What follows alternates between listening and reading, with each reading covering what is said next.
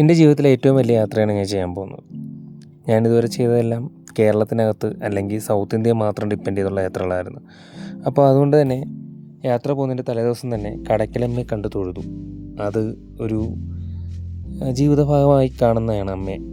അത് കഴിഞ്ഞ് രാത്രി റൂമിൽ വന്നു പോത്തൻകോട് വീട്ടിൽ നിന്നാണ് ട്രാവൽ തിരിക്കാൻ തീരുമാനിച്ചത്. അതുകൊണ്ട് തന്നെ വന്ന് എല്ലാം പാക്ക് ചെയ്തു. ഒരുപാട് ഡ്രസ്സും കാര്യങ്ങളും അങ്ങനെയുള്ള ഒരുപാട് സാധനങ്ങൾ എടുത്ത് വയ്ക്കേണ്ടായിരുന്നു. ഡ്രോൺ എടുത്ത് വെച്ചിട്ടുണ്ട്. അവിടെ ഫ്ലൈ ചെയ്യാൻ പറ്റുമോ ഇല്ലയെന്ന് പോലും എനിക്ക് അറിയത്തില്ല. ഇത്രയും സാധനങ്ങളെല്ലാം കൂടെ കൊണ്ടുപോകാൻ വേണ്ടി എനിക്ക് ആകെ ഒരു ബാഗേ ഉള്ളൂ. പിന്നെ ഡ്രോൺ കൊണ്ടുപോകാൻ വേറൊരു ചെറിയ ബാഗും കൂടെ സെറ്റ് ചെയ്യേണ്ടി വന്നു. ട്രിപ്പ് പോകാൻ നേരത്തെ എൻ്റെ ഫ്രണ്ട് മേടിച്ച് തന്ന ബേക്കറി സാധനങ്ങളാണ് ഇരിക്കുന്നത്. എന്തോരം ബേക്കറി! ഈ സാധനങ്ങൾ ഞാൻ ട്രെയിനിൽ തന്നെ തിന്നേണ്ടി വരും. ഇത് വെച്ചപ്പോൾ തന്നെ കുറേ സ്പേസ് പോയി. പിന്നെ ഇതെല്ലാം പാക്ക് ചെയ്ത് ഈ ബാഗിലാക്കി. അതിൻ്റെ കൂടെ ഒരു കുഞ്ഞു ബാഗിൻ്റെ അകത്ത്, ആ ബ്രൗൺ കളർ ബാഗിൻ്റെ അകത്ത് ഡ്രോണും കുറച്ച് എമർജൻസി എടുക്കാനുള്ള സാധനങ്ങളൊക്കെ വെച്ചു. രാവിലെ എണീച്ച് പണിമൂല ക്ഷേത്രത്തിൽ പോയി ഒന്ന് തൊഴുതു. പണിമൂല ക്ഷേത്രത്തിലാണ് രാവിലെ പോയത്. തൊഴുതു, കുറച്ച് നേരം അവിടെ സ്പെൻഡ് ചെയ്തിട്ടാണ് ഞാൻ അമ്മയുടെ വീട്ടിലോട്ട് പോകുന്നത്. അമ്മയുടെ വീട്ടിൽ ചെന്ന ഉടൻ പെറ്റ്സ് ഓടി വന്നു. ഏറ്റവും മുമ്പിൽ ഓടി വരുന്നതാണ് ജൂലി. ഇവളാണ് ലാസ്റ്റ് ജനിച്ചത്. ഇത് ഈ നിൽക്കുന്നതാണ് ജോജോ. പിന്നെയാണ് എൻ്റെ മെയിൻ ബിറ്റ് ഇവളാണ് ജാനി.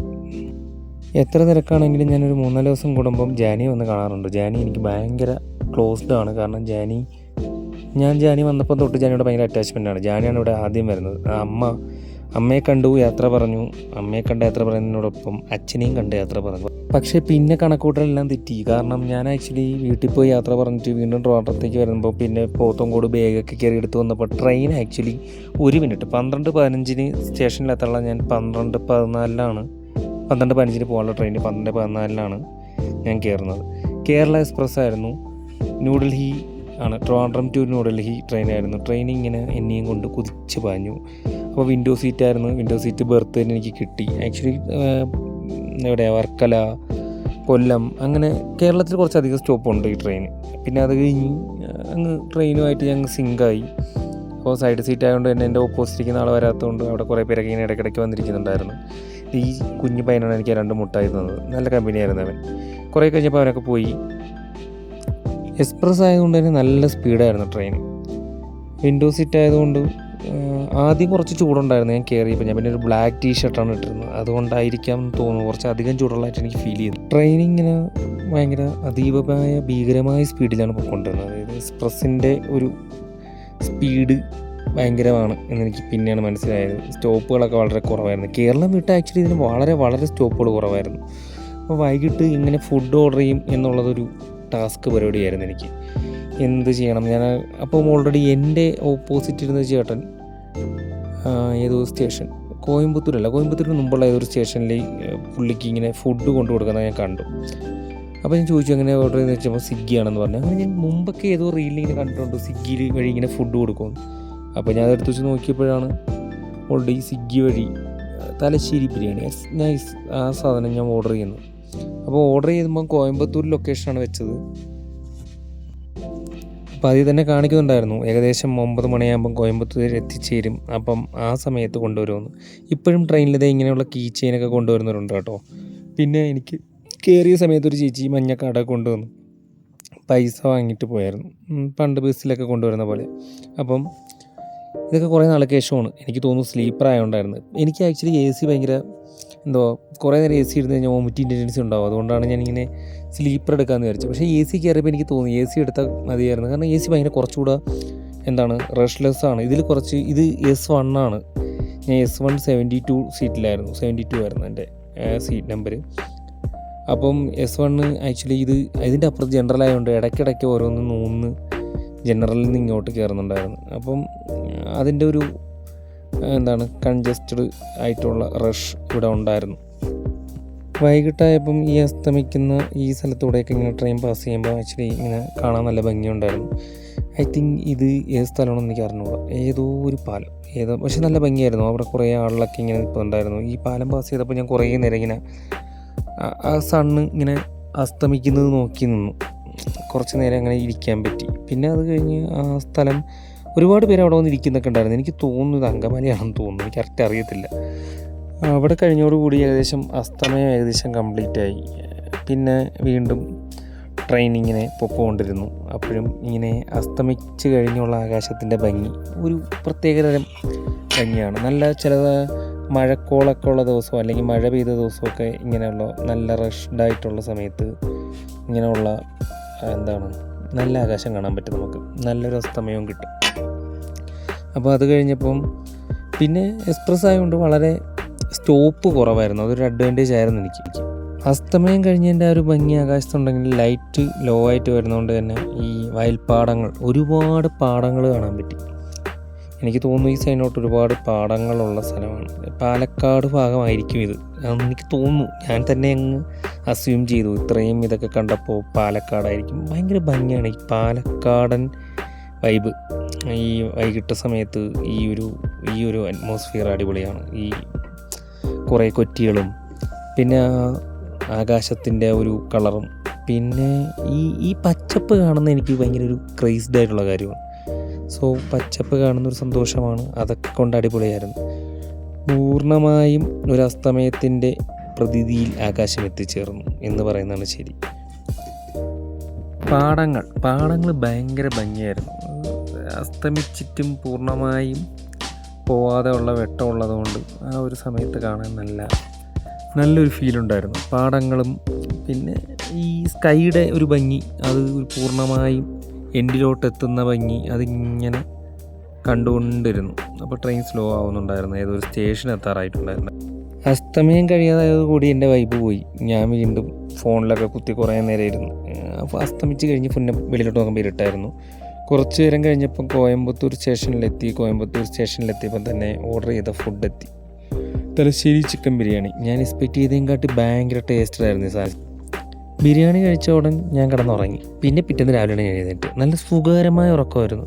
ഞാൻ പോയി കുളിച്ചായിരുന്നു കേട്ടോ. അതായത് ബിരിയാണി കഴിക്കുന്നതിന് മുമ്പ് ഞാൻ വാഷ്റൂമിൽ കയറി ഒന്ന് നിന്ന് കുളിച്ചിട്ട് കിടന്നുറങ്ങി. രാവിലെ എഴുന്നേറ്റപ്പം പിന്നെ കാണുന്നത് 7 മണിയൊക്കെ ആയിരുന്നു. പിന്നെ കാണുന്നത് ഈ അവസ്ഥയാണ്.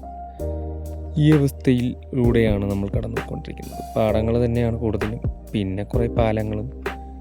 കൊള്ളാം. പുറത്തോട്ട് നോക്കുമ്പോൾ ഒരു ഭംഗിയുള്ള ഒരു അന്തരീക്ഷമായിരുന്നു.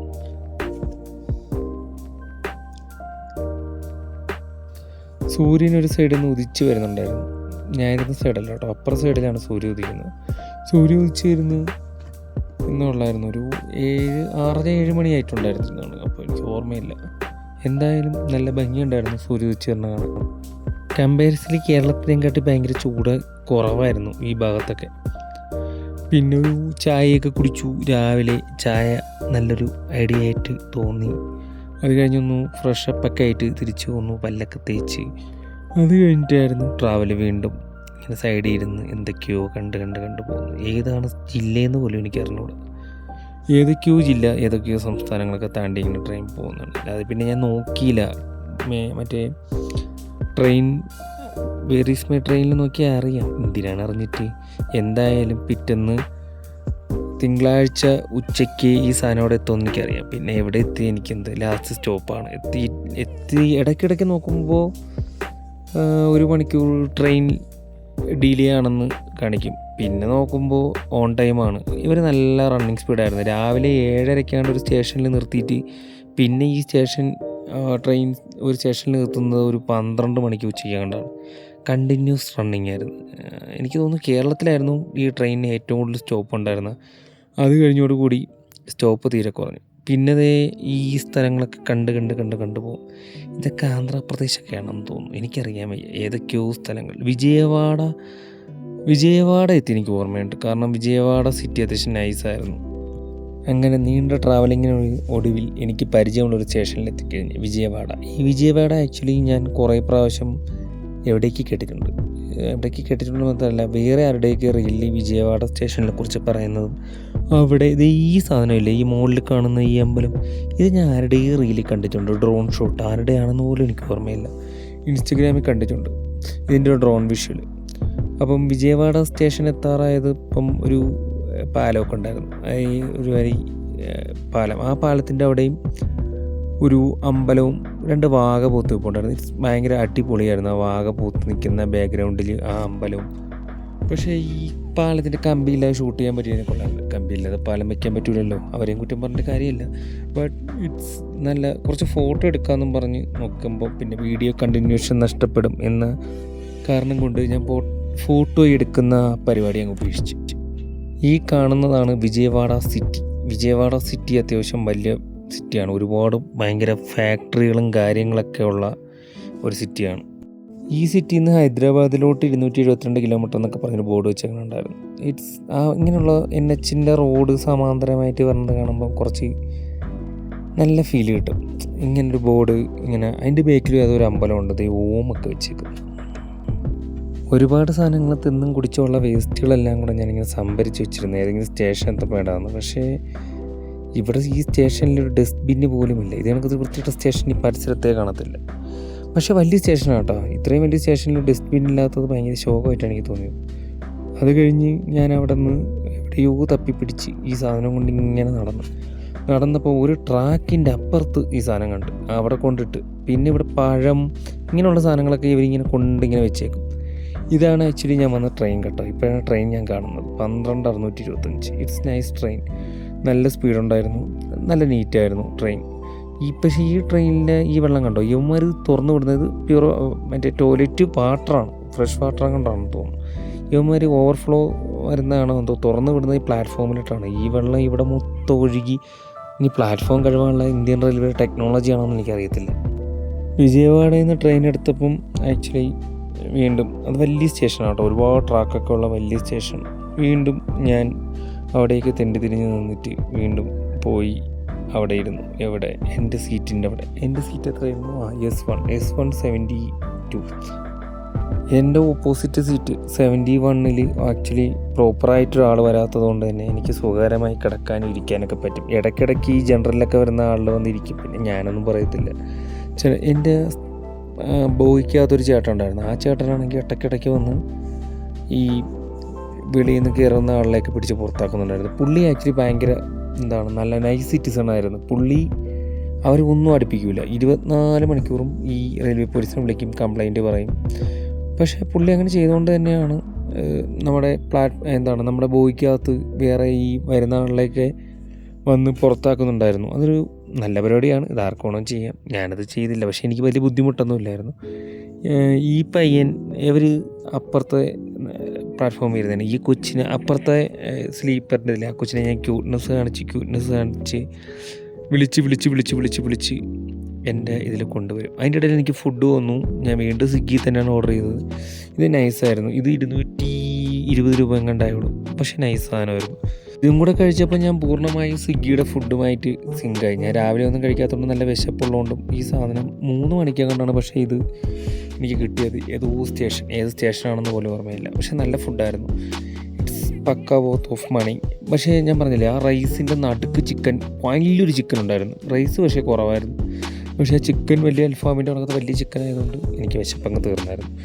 പിന്നെ ഞാൻ ക്യൂട്ട്നെസ് കാണിച്ച് ആ കൊച്ചിനെയും ആ കൊച്ചിൻ്റെ ഒരു ചേട്ടനാണ് പുള്ളിനെയും ഇവിടെ കൊണ്ടുവരുത്തി നമ്മൾ കൈയൊക്കെ കൊടുത്ത് അവിടെ ഇരുന്നു. എൻ്റെ കണ്ണ് നല്ല ഭംഗിയുണ്ടായിരുന്നു, നല്ല ക്യൂട്ട്. പിന്നെ മുടിയെല്ലാം കളഞ്ഞിട്ടുണ്ടായിരുന്നു, മൊട്ടയാക്കി അവന്. പിന്നെ വീണ്ടും സ്റ്റേഷൻ ഇങ്ങനെ വിട്ട് ട്രെയിൻ ഇങ്ങനെ പറന്നെന്ന് പറഞ്ഞു കഴിഞ്ഞാൽ വളരെ സ്റ്റോപ്പുകൾ കുറവുള്ള ട്രെയിൻ.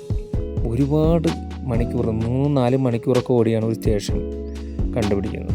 എങ്ങും പിടിച്ചിടുന്നൊന്നുമില്ലായിരുന്നു. ഏതോ 2 ട്രെയിനിന് പാസ് ചെയ്യാൻ വേണ്ടി എവിടെയോ 2 സ്ഥലത്ത് അങ്ങോട്ട് 10 മിനിറ്റ് അങ്ങോട്ട് പിടിച്ചിട്ടു. അല്ലാതെ വലിയ കുഴപ്പമൊന്നുമില്ലായിരുന്നു. ഇവിടെയും ഈ പച്ചപ്പ് ഹരിതാഭയം തന്നെയാണ്. പാടങ്ങൾ കാണുന്നത് ഒരു വൈബ് പരിപാടിയാണ്.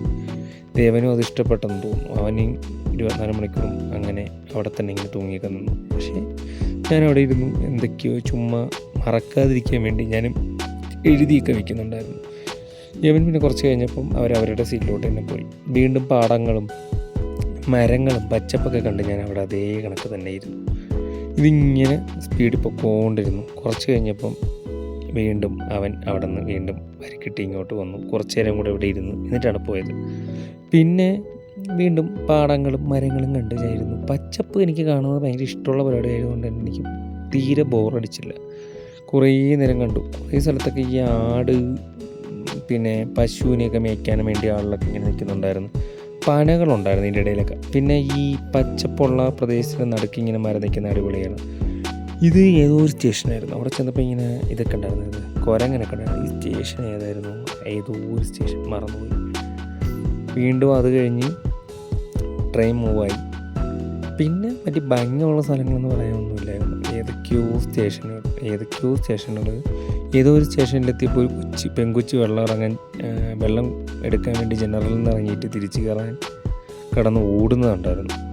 അതോടുകൂടി എനിക്ക് തന്നെ പേടിയായി, അയ്യോ ഇതിൻ്റെ അത്ര. പിന്നെ നോർത്ത് സൈഡിനോട്ട് കയറിയോടുകൂടി പാൻ മസാലയൊക്കെ ആയിട്ട് ചേട്ടന്മാർ ലൈവായിട്ട് ട്രെയിനിൽ കയറി തുടങ്ങി. ഇങ്ങനെ വിൽക്കുന്ന ഒരുപാട് പേരുണ്ട് കേട്ടോ. പാൻ മസാല മാത്രമല്ല, ഒരുപാട് ഫുഡ് ഐറ്റംസും ഒക്കെ ആയിട്ട് കുറേ ലോക്കൽസ് ആളുകൾ കയറുന്നുണ്ടായിരുന്നു. ചിലതൊക്കെ നല്ലതാണെന്ന് തോന്നുന്നു. ഞാൻ അങ്ങനെ ഒരു സാധനവും കഴിച്ചില്ല. ഒന്നാമത് എങ്ങനെ എൻ്റെ വയറ് കേടാവെന്ന് വയറ് തന്നെ ചിന്തിച്ചിരിക്കുന്നതാണ്. അപ്പോൾ പിന്നെ അത് കഴിച്ച് വയറിന് ഒരു അഡ്വാൻറ്റേജ് കൊടുക്കണ്ടെന്ന് വിചാരിച്ചു. പിന്നെയും പച്ചപ്പും ഹരിതാപയും. അപ്പോൾ എന്തേ പിറ്റേന്ന്, അതായത് ഞായറാഴ്ച വൈകിട്ടത്തെ സൂര്യ അസ്തമയ സമയമാകുന്നതോടുകൂടി വീണ്ടും ട്രെയിൻ കുതിച്ച് പോയിരുന്നു. പക്ഷേ ഇന്നും പ്രോപ്പറായിട്ടൊരു സൂര്യനെ കാണാൻ എനിക്ക് പറ്റിയില്ല, ഇന്നലെയും കണ്ടില്ല.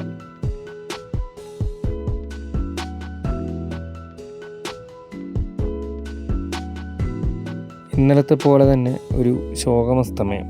കുറച്ചുകൂടെ ഭംഗിയുണ്ട്. പിന്നെ ചെറിയ ചാറ്റൽ മഴ അവിടെ ഇവിടെയൊക്കെ പെയ്യുന്നുണ്ടായിരുന്നു, ചെറുതായിട്ട്.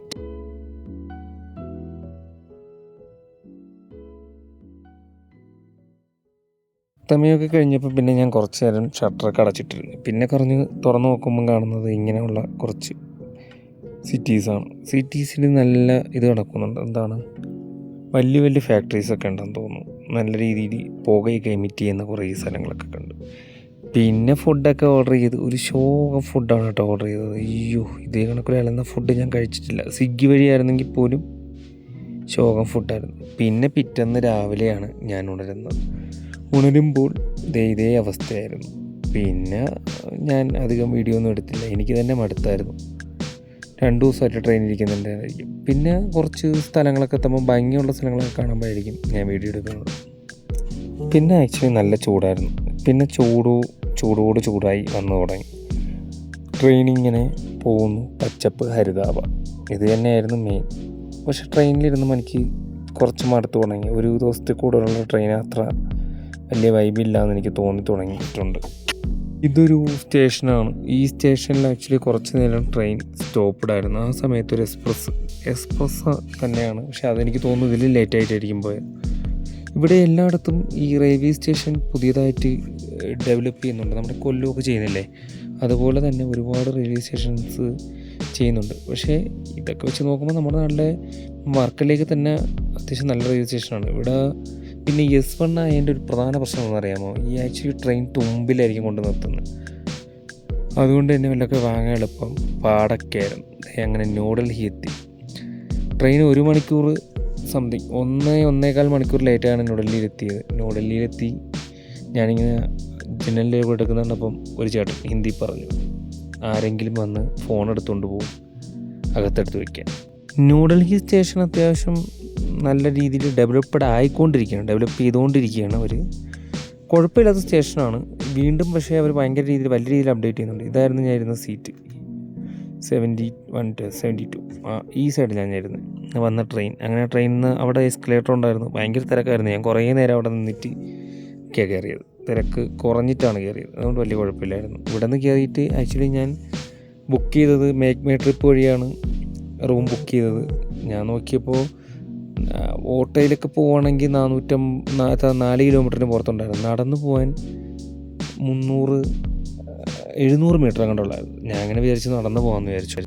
നമ്മളിവിടെ നിന്ന് ഇങ്ങനെ നടന്ന് പോകുന്ന ഈ സാധനം കൊണ്ടല്ലോ, ഇതിൻ്റെ അകത്ത് തന്നെ ഇത് പല സ്ഥലങ്ങളിലോട്ടുള്ള ഡൈവേഷൻസ് ഉണ്ട് കേട്ടോ. അതായത് മെട്രോയിലോട്ട്, ബസ് സ്റ്റേഷനിലോട്ട്, അങ്ങനെ പല രീതിയിൽ ഇവിടെ കണക്റ്റഡ് ആവുന്നുണ്ട്. ഇതാണ് ന്യൂഡൽഹി റെയിൽവേ സ്റ്റേഷൻ്റെ പുറം വശം. ഇവിടെ കുറേ കഥകളെ ഇരിക്കുന്ന കണ്ടപ്പോൾ എനിക്ക് ആക്ച്വലി കേരളത്തിന് ഓർമ്മ വന്നു. അത് അവരങ്ങനെ സിംബോളിക്കായിട്ട് വെച്ചതാണോ എന്ന് എനിക്കറിയത്തില്ല. ഇതാണ് ഈ റെയിൽവേ സ്റ്റേഷൻ്റെ ഫ്രണ്ട് വശം. ഇതിനി ഈ സൈഡിലെ ഫ്രണ്ട് വശമാണോ, ഇനി അപ്പുറത്ത് വേറെ ഫ്രണ്ട് വശം ഉണ്ടോ എന്ന് എനിക്കറിയത്തില്ല. നമ്മൾ ട്രിവാൻഡ്രത്തൊക്കെ ഉള്ള പോലെ. അപ്പം ഇവിടെ നിന്ന് ഇറങ്ങി ഭയങ്കര ട്രാഫിക്കാണ് ഇവിടെ. പിന്നെ അവന്മാർ ഒടുക്കത്തെ ഹോണടി. ഈ സൈഡ് ഞങ്ങൾക്ക് പാൻ മസാലയൊക്കെ വിൽക്കുന്നുണ്ടായിരുന്നു. ഇവിടെ നിന്ന് നേരെ ഓപ്പോസിറ്റ് ഇറങ്ങി വേണം എനിക്ക് പോകാൻ. ഒരുപാട് പേര് ഓട്ടോയൊക്കെ വന്ന് ചോദിച്ചു. ഇവിടുത്തെ ടാക്സിക്കാരൻ്റെ സൈഡൊക്കെ നോക്കി ഫുള്ള് അവന്മാർ ഇടിയാണ്, ചുമ്മാ ഇടി. ഭയങ്കര റഷാണ് ഇവിടെ, ഭയങ്കര ബിസി ഏരിയയാണ്. എനിക്കത് പിറ്റേന്നാണ് അതിൻ്റെ ആ ഒരു ഭീകരത മനസ്സിലായത്. പ്ലാറ്റ്ഫോമിലേക്ക് കയറി ഒട്ടിക്കും, അത് സ്വാഭാവികമാണ്. ഇതാണ് ന്യൂഡൽഹി എൻട്രി. വേറെ അപ്പുറത്ത് 2 എൻട്രിയുള്ള സ്ഥലമാണെന്ന് അറിഞ്ഞുകൂടാ. ഈ കാണുന്ന സ്ഥലമില്ലേ, ഇതിൻ്റെ അകത്തായിരുന്നു എൻ്റെ റൂം. ഭയങ്കര കൺജസ്റ്റഡ് ആയിട്ടുള്ള ഏരിയ. എനിക്കറിയത്തില്ലായിരുന്നു, പക്ഷേ ഹോട്ടലിൻ്റെ റൂം കാണിച്ചിരുന്നേക്കാൻ നല്ലതായിരുന്നു. സോ ഈ ഭാഗത്താണ് എൻ്റെ ഹോട്ടൽ വരുന്നത്. അപ്പോൾ ശരി.